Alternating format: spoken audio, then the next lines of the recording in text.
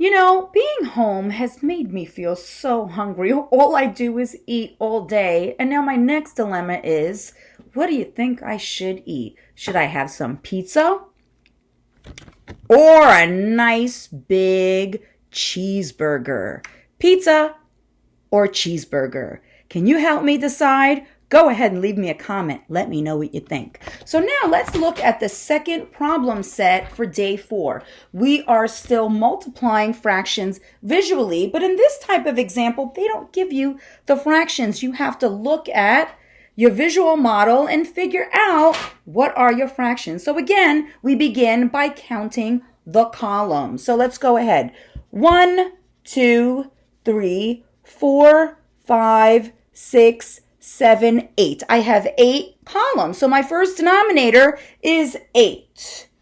And I'm going to look at my pink color because that's what the columns are columns are shaded in, and I'm going to go ahead and count them, okay? So I have 1, 2, 3, 4, 5, 6 columns shaded. So my numerator is 6.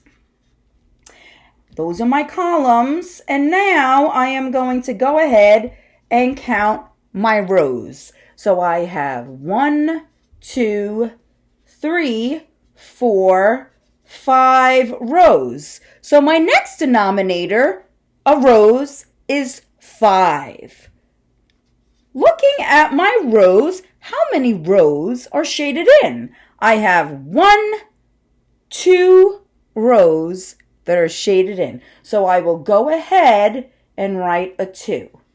So there's 1 or 2 ways of doing this. I can go ahead and see where does the color blue and pink overlap, and I can go ahead and count that, okay? I can say 1, 2, 3, 4, 5, 6, 7, 8, 9, 10, 11, 12. So my numerator is 12.